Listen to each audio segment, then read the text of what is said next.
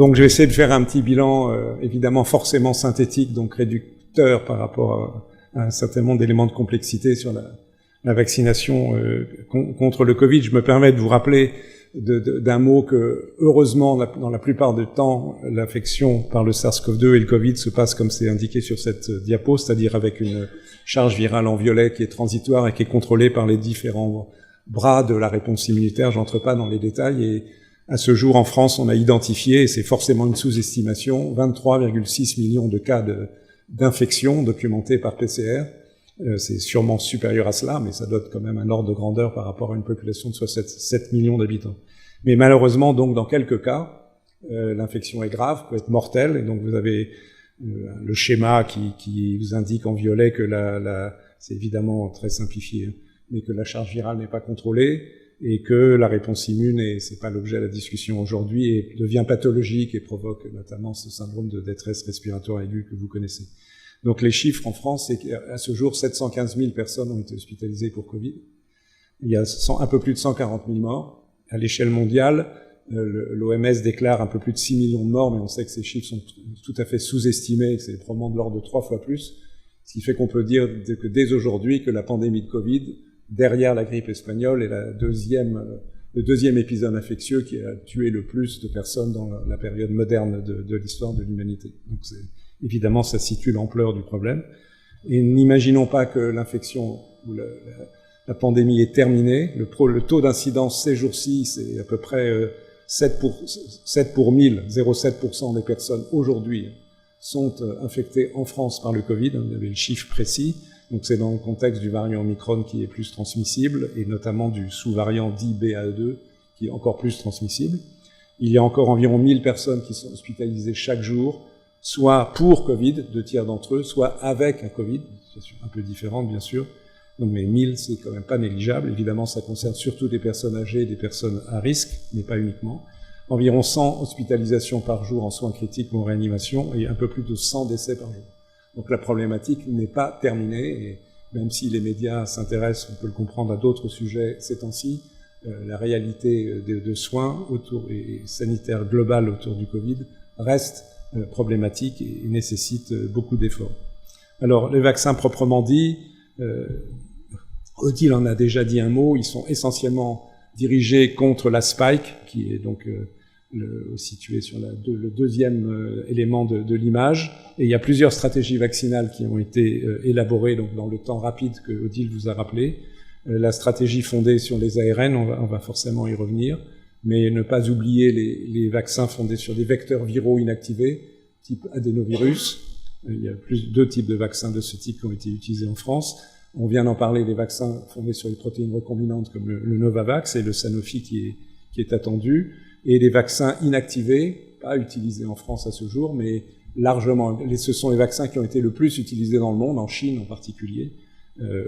C'est des technologies ultra classiques d'inactivation chimique de particules virales. Et je reviens pas sur ce que vous a dit Odile, c'est ce qui est schématisé sur la partie droite de la diapositive, c'est la capacité phénoménale qu'il y a eu en associant aspects scientifiques, technologiques, industriels, politiques, à faire en sorte qu'en moins d'une année, les vaccins soient mis en place, tout en conservant toute la rigueur nécessaire à ces développements. Donc aujourd'hui, voici schématiquement, il y en a d'autres, mais les principaux vaccins disponibles en rouge sont ceux qui sont disponibles en France, donc les 2 vaccins ARN de Pfizer et Moderna qui sont assez semblables, ce sont des nanoparticules lipidiques contenant l'ARN. Les vaccins fondés sur les vecteurs adénoviraux, donc en France ont été utilisés AstraZeneca et Janssen, vaccins fondés sur les protéines recombinantes avec adjuvant, donc Novavax et éventuellement Sanofi, et les vaccins fondés sur le virus, la SARS-CoV-2 inactivé, donc essentiellement les 2 vaccins chinois Sinovac et Sinopharm, et peut-être un jour le vaccin Valneva. Et évidemment, aujourd'hui, enfin, évidemment, c'est ce que vous savez, en France en tous les cas, 90% des doses de vaccins qui ont été administrées sont des vaccins ARN, soit Pfizer, qui a été le plus administré, soit Moderna, sous forme de primo-vaccination à 2 injections à environ 4 semaines d'intervalle, et avec la préconisation d'un rappel plusieurs mois ensuite. Donc, est-ce que ces vaccins sont efficaces? Il y a des ribambelles de données, heureusement cliniques.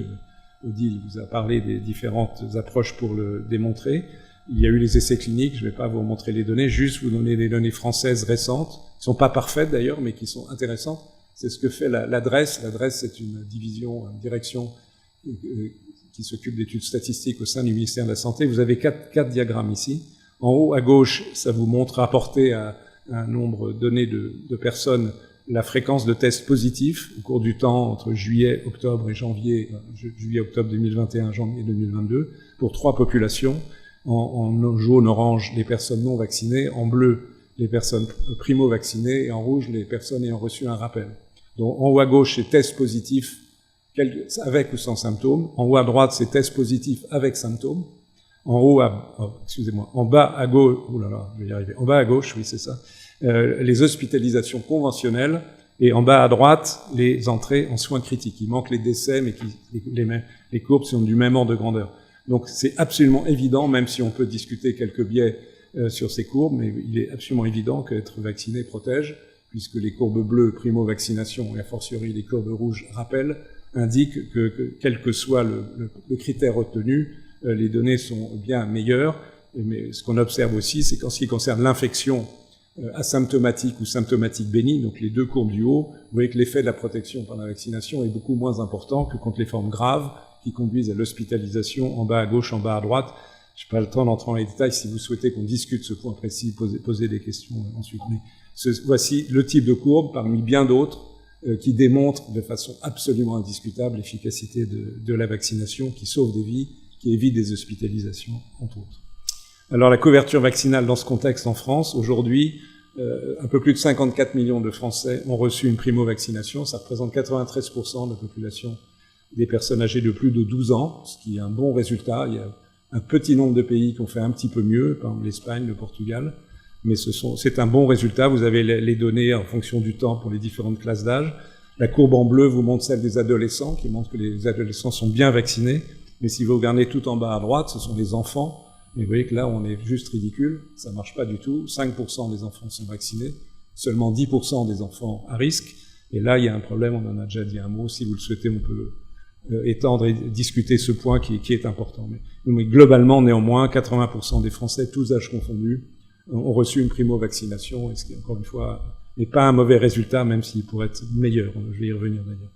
Donc évidemment, le contexte d'évolution des variants joue un rôle majeur. Vous avez ici l'arbre phylogénique des variants de SARS-CoV-2. Il faut savoir que SARS-CoV-2 est un virus ARN et qui a une ARN polymérase, donc qui permet la réplication de l'ARN, qui n'est pas fidèle, et que par ailleurs c'est un virus qui n'a pas vraiment un peu de système de correction des mutations, et donc le virus en permanence génère des mutations, dont la plupart n'ont aucun effet, mais de temps en temps apportent un bénéfice, peut permettre la sélection du virus, parce qu'il est plus capable, par exemple, de se fixer sur son récepteur, ou parce qu'il est capable d'échapper au moins partiellement à la réponse immunitaire.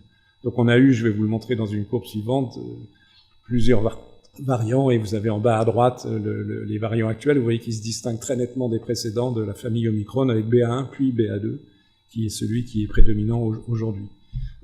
Sans entrer trop détaillé, le Omicron est très différent. À droite, c'est ici la séquence uniquement de la spike. Il y a aussi des mutations ailleurs, des variations ailleurs que dans la spike. Mais vous voyez un très très grand nombre d'accumulations de mutations dans le variant Omicron, très différent par exemple de Delta, qui était le variant précédent, ou de la souche ancestrale à gauche. Et ces accumulations de mutations ont un certain nombre d'effets. Probablement le plus important, c'est d'une moindre sensibilité à la réponse immunitaire induite par la vaccination ou par l'infection par les variants précédents. C'est probablement été le facteur de sélection principal, même s'il a aussi une meilleure affinité pour ce récepteur. Donc il a globalement une transmissibilité franchement accrue, de l'ordre de, c'est une façon d'estimer les choses, de 80%, mais par chance, pour celui-là, il est moins sévère, de l'ordre également de un risque diminué d'hospitalisation d'environ 80%. Donc si on regarde la chronologie des événements, ça ce sont les données mondiales, pas spécifiques à la France, mais vous voyez au cours du temps de début 2020 à aujourd'hui, enfin janvier 2022, la succession des variants qui progressivement prennent le dessus parce qu'ils ont un avantage sélectif extrêmement fort, donc la souche ancestrale, la souche qui avec la mutation 614G, la souche alpha qui a été présente en France au premier semestre 2021. Gamma et bêta ne nous ont pas trop concernés. Gamma, c'est le Brésil, bêta, c'est l'Afrique du Sud, essentiellement. Je raccourcis un tout petit peu. Delta, qui est nettement plus virulent, source de vagues en Europe, en France, l'été dernier, et en fin d'année, et puis plus récemment Omicron avec BA2 qui prend aujourd'hui le dessus. Donc est-ce que dans le contexte d'Omicron, la vaccination est encore efficace? Question qu'on peut se poser. La réponse est oui, partiellement, à condition de faire les rappels. Une donnée d'études britanniques qui montre l'effet de protection contre l'infection, je ne parle pas de maladie grave là, contre le variant Delta, ce sont les carrés noirs, et en gris, c'est l'efficacité contre le variant Omicron. Donc vous voyez tout de suite que la première partie à gauche de la diapo montre que le niveau d'efficacité après 2 doses, donc sans rappel contre Omicron, est faible, puisque passé 20 semaines, disons, on est entre 0 et 20%. Il n'y a plus d'efficacité contre l'infection. Après rappel, donc ce sont les deux courbes, elles sont pas dessinées les courbes, enfin les points médians et à droite. Vous avez, alors la différence, c'est qu'au milieu c'est la vaccination Pfizer et à droite c'est la vaccination par le Moderna, ou c'est peut-être un tout petit peu mieux. Vous voyez qu'après rappel, cette fois-ci, là le rappel est effectué. Heureusement, la protection contre l'infection remonte sans être extraordinaire, hein, c'est entre 50 et 70%. Mais le point important, je ne vous le montre pas, mais c'est écrit en bas de la page, au moins sur 3 mois, après rappel, la protection contre les formes graves de la maladie atteint 90%. Donc le rappel permet de rattraper, entre guillemets, l'efficacité de protection contre les formes graves, d'où l'importance du rappel. Et ça marche aussi en vaccination hétérologue, c'est-à-dire avec des personnes qui ont reçu d'autres types de vaccins avant de recevoir le vaccin ARN.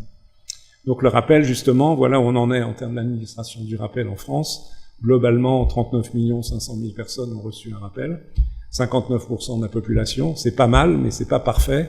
Vous avez les données par classe d'âge. Vous voyez que même chez des gens très âgés, on arrive à 90%, mais ce serait mieux d'être à 99 ou à 100%. Donc les personnes qui n'ont pas eu un rappel, en fonction des courbes que je vous ai montrées à l'instant, ne sont pas protégées de façon optimale, donc ce qui explique une fraction des hospitalisations que l'on observe aujourd'hui. Donc globalement, les limites de la vaccination, parce que je pense qu'il faut bien les analyser et pas se contenter de chiffres qui, a priori, sont satisfaisants. Il y a 4 points, je vais rapidement. Les personnes non vaccinées du tout, et on sait qu'il y a 400 000 Français âgés de plus de 80 ans qui ne sont pas vaccinés du tout, donc ils sont à très haut risque, même si c'est avec un variant moins sévère aujourd'hui, de faire des formes graves. Donc ils représentent plus de 50% des hospitalisations et des décès. Il y a 10-15%, ça dépend des pathologies, des personnes atteintes de pathologies chroniques à risque qui ne sont pas vaccinées ou insuffisamment vaccinées. Il y a les conditions sociales, je vais vous montrer une courbe, ça a déjà été évoqué, qui joue un rôle important. La précarité, mais même la disparité sociale, sans aller jusqu'à la précarité, influence la couverture vaccinale. Donc les personnes incomplètement vaccinées, j'ai déjà dit un mot, à facteur de risque, représentent une fraction des personnes hospitalisés et qui décèdent parfois. Les patients immunodéprimés, dont les plus profonds, dont certains ne répondent pas du tout à la vaccination et qui peuvent et qui doivent bénéficier de prophylaxie par anticorps monoclonaux. On a dans la salle la spécialiste de cette question avec Brigitte Autran, donc si vous avez des questions, elle pourra vous répondre.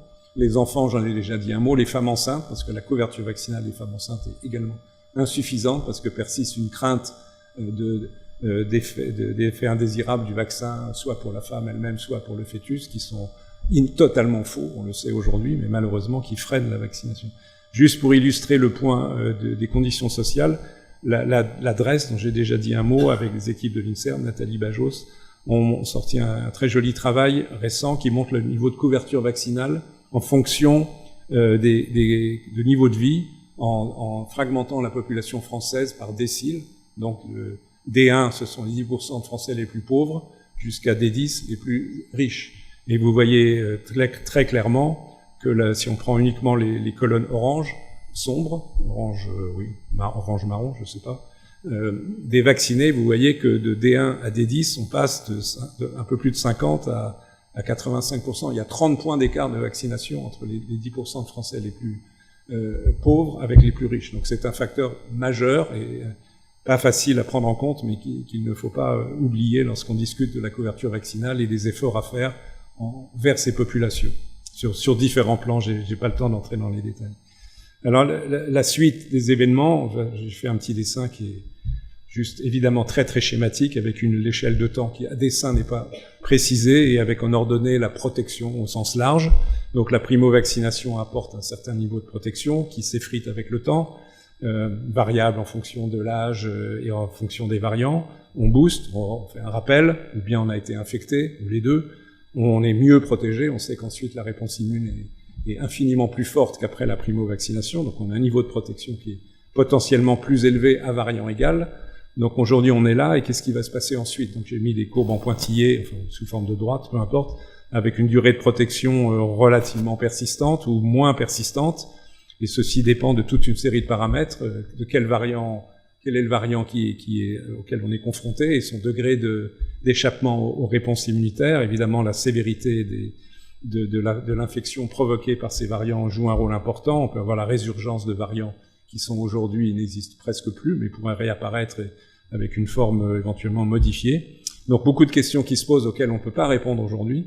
Ce qu'on peut dire, c'est que au-delà des vaccins actuels qui ont montré un certain degré d'efficacité, même s'ils ne sont pas parfaits, qu'il y a des efforts de recherche pour aller, et à court terme peut-être, vers la combinaison de spikes, c'est-à-dire de mélanger plusieurs spikes, soit sous forme protéique, soit sous forme d'ARN, par exemple Omicron et ancestral, ou d'autres combinaisons qui sont peut-être plus intéressantes, mais les tests sont en cours en termes au moins d'immunogénicité.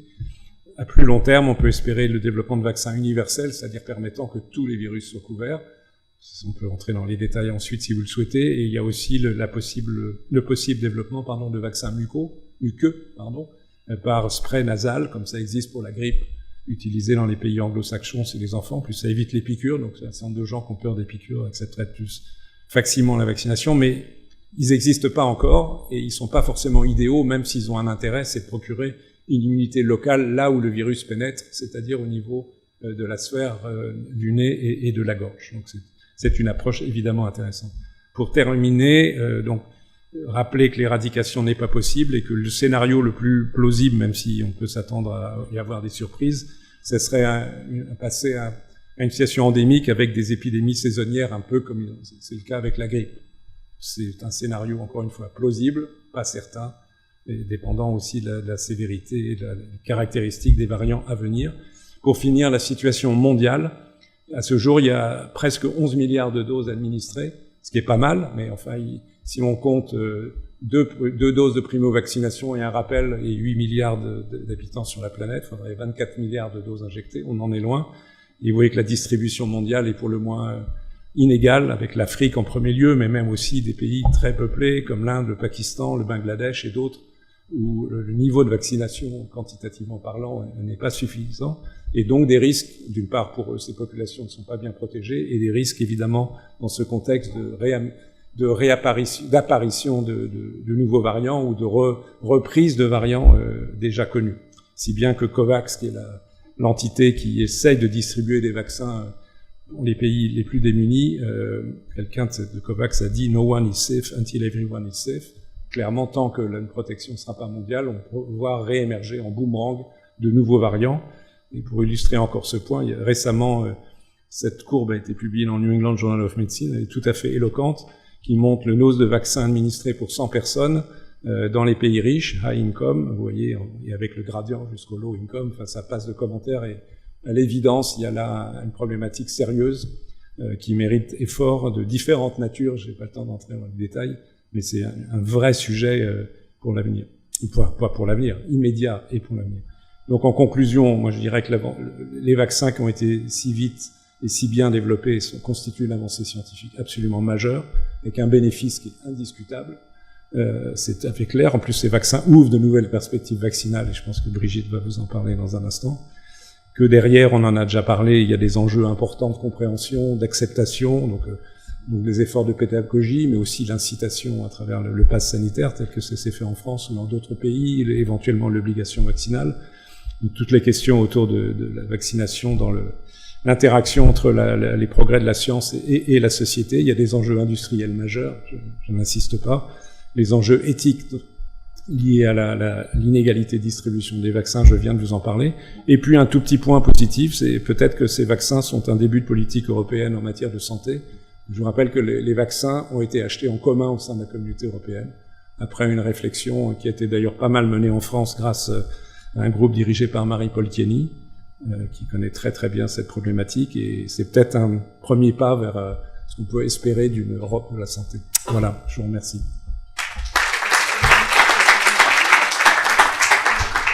Merci beaucoup pour ce magnifique exposé. Est-ce que vous avez des questions pour Alain Fischer? Je vais commencer en attendant que les bras se lèvent, mais est-ce qu'avec les mutations à répétition, on peut espérer que la virulence du virus diminue, ou est-ce que c'est un leurre? Ça a été le cas avec l'Omicron, mais c'est pas obligatoire. On peut tout à fait imaginer que la virulence n'est pas un facteur de sélection. Ce qui fait facteur de sélection, c'est les caractéristiques du virus en termes de capacité de se fixer sur ses récepteurs, et ensuite de taux de réplication, de fitness entre guillemets du virus au sein des cellules où il se réplique, et puis, et probablement ça sera de plus en plus déterminant, sa capacité d'échappement à la réponse immunitaire. Le hasard ensuite peut faire, la chance peut faire, comme ça a été le cas pour Omicron, que tout ceci s'associe à une virulence moindre, mais ce n'est pas inéluctable. Alors néanmoins, on peut peut-être nuancer cela. Si on accepte l'idée que pour Omicron, par exemple, ces variants ont émergé par la succession, l'addition de mutations chez des personnes immunodéprimées qui n'étaient pas capables de se débarrasser du virus, et bien qu'il y a eu une sélection d'un virus qui tue pas immédiatement la personne, parce que sinon il n'aurait pas pu émerger. Mais ceci reste hypothétique. Donc, on peut pas tout à fait exclure qu'il y ait un lien entre les deux, mais il n'est pas automatique malheureusement. Donc il faut rester prudent.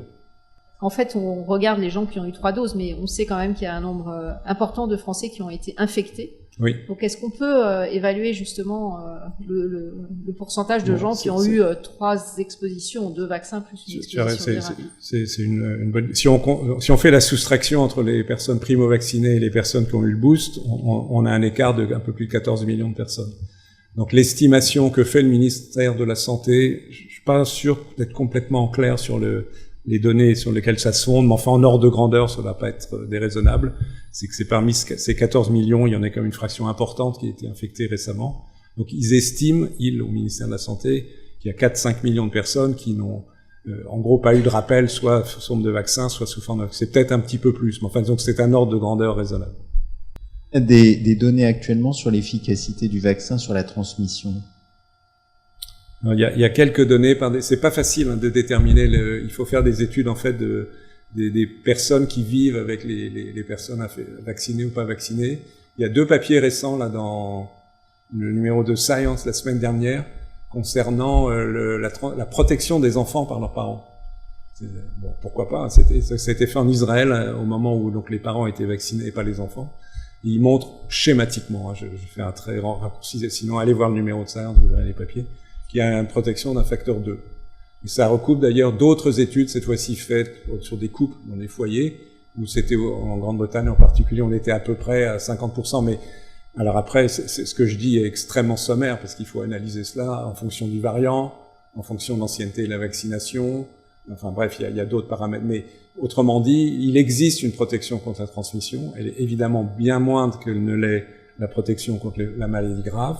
Cela dit, elle existe, les épidémiologistes nous disent qu'elle n'est pas négligeable en termes d'impact sur la vague, sur le nombre de cas, et c'est un argument qu'on peut utiliser, même si à mon avis il n'a pas été assez utilisé. Alors évidemment, comme il est nuancé, c'est plus délicat d'utiliser un argument nuancé. Mais pour dire que la vaccination, c'est pas uniquement un argument de protection individuelle, mais de protection collective, en particulier à l'égard des personnes immunodéprimées. La notion de solidarité existe. Alors, je voudrais quand même vous poser cette question de notre collègue qui est chez lui avec le Covid, nous reconnaîtrons, nos cardiologues de qui on parle. Voilà, il dit, on parle d'un 4e rappel pour les plus de 80 ans, les soignants vont-ils devoir en faire un? Faut-il suivre son taux d'anticorps pour guider la dose de rappel? Et il dit pas, moi je suis complètement vacciné, j'ai fait tout bien et je suis pourtant à la maison avec le Covid.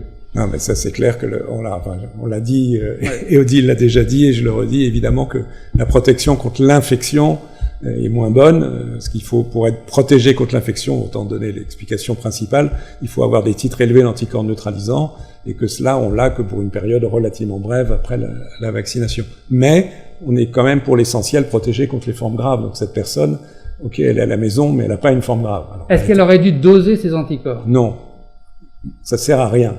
Il faut pas doser ces anticorps, sauf chez les sujets profondément immunodéprimés, savoir s'ils ont un peu de réponse ou rien du tout, c'est même, ça se joue comme cela.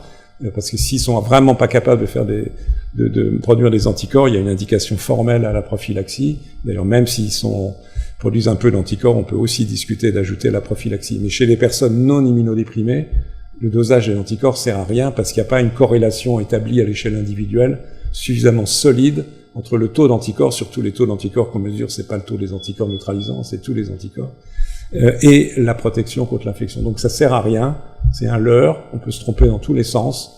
Il y a d'autres, il y a l'immunité cellulaire qui intervient, etc., etc. Donc il faut pas se doser ces anticorps. À titre personnel, je me suis jamais fait doser mes anticorps depuis 2 ans. Même pour les gens les plus exposés. Je ne sais pas, oui, même pour les gens, et j'entends que Brigitte dit moi non plus, et beaucoup d'entre nous, je pense. Non, même pour les gens exposés, même pour les professionnels de santé. C'est vraiment que pour les sujets les plus profondément immunodéprimés qu'il y a un intérêt, parce que ça a un impact sur la stratégie de protection. Parfait, c'est très clair. Est-ce qu'il y a des inconvénients à voir se réduire les intervalles entre deux injections de vaccination? La question arrive là. Pour Brigitte, ça. C'est Brigitte la vraie experte.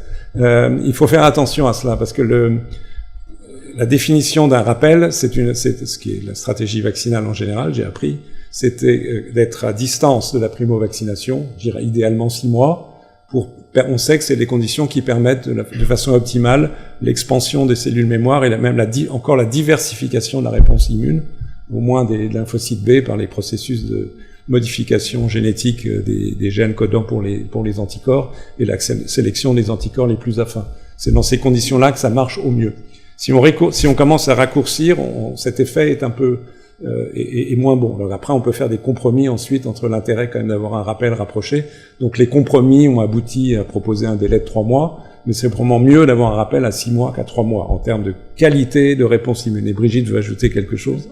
Pardon, je croyais que même 1 an, oui, bon, mais là on peut plus, quoi. On peut plus attendre. Mais c'est une notion importante. Ce qui distingue, par exemple, on entend souvent dire de façon sans séparer les concepts, 3e dose, 4e dose et rappel. C'est pas la même chose. Par exemple, un sujet immunodéprimé qui a une 3e dose 1 mois après sa 2e dose pour pousser le système et lui permettre de mieux répondre, c'est encore une primo-vaccination. C'est une vraie 3e dose. Le rappel tel que les uns les autres les avons eu, à distance de la primo-vaccination, c'est un rappel. Alors, il peut y avoir un premier rappel, maintenant on discute d'un 2e rappel, au moins pour les personnes les plus âgées. Et voilà, après on entre dans le cycle de la grippe, si vous voulez. On compte plus ces rappels, mais les personnes de mon âge ont eu 7, 8, 9 rappels, je sais plus. Voilà, autre question d'un professionnel de santé. Je prends en charge les patients âgés, immunodéprimés, atteints de LLC ou autre hémopathie, traités par chimiothérapie, immunothérapie. Après une infection, ils gardent longtemps une PCR positive, plus de 30 jours. Faut-il surveiller la charge virale? Y a-t-il un lien entre la charge virale et les symptômes? C'est pas facile à dire avec précision, mais c'est sûr qu'il y a des personnes immunodéprimées qui n'arrivent pas à contrôler le virus, et parfois avec symptômes, parfois sans symptômes, c'est là que c'est difficile, et qui sont des porteurs chroniques. C'est peut-être d'ailleurs dans ces conditions que des variants émergent. Ah ouais. Donc, dans cette situation-là, il faut les surveiller de près, parce qu'il peut y avoir une indication de traitement par anticorps, mais ça dépend aussi du contexte et de la clinique. Et on surveille la charge virale ou ça n'a pas d'intérêt? Si, là, dans ce cas-là, ça a un intérêt. Très bien. Allez, Jean-Philippe Collet, tout en haut. Est-ce que le rituximab qu'on peut donner chez les gens qui font le Covid atténue la réponse au vaccin? Ah oui, clairement, puisque par définition, on tue les lymphocytes B, donc on élimine les lymphocytes B naïfs, les lymphocytes B mémoire, et on sait que dans les personnes immunodéprimées qui sont à risque de faire des formes sévères de Covid, on a les personnes traitées par rituximab, que ce soit dans le cadre de traitement de lymphome ou dans le cadre de traitement de maladies auto-immunes. C'est clairement un facteur de risque majeur de Covid grave. Et alors, chez ces patients, après, on les revaccine ou il faut juste perfuser les anticorps? Alors, dans la période en cours de traitement ou dans les semaines, les premiers mois qui suivent le traitement par le rituximab, il y a intérêt à utiliser la prophylaxie par anticorps. En moyenne, les gens qui ont eu une cure de traitement par rituximab commencent à récupérer une immunité B au bout de 6 mois, donc c'est le moment où on peut se reposer la question de la vaccination. Et éventuellement, il faut recommencer tout, du coup, parce que la population B qui réémerge est naïve. Ces patients ont probablement perdu l'essentiel de leur lymphocyte B mémoire, avec une nuance pour les plasmocytes qui échappent au rituximab. Mais bon, je pense que c'est mieux de vacciner un peu plus qu'un peu moins.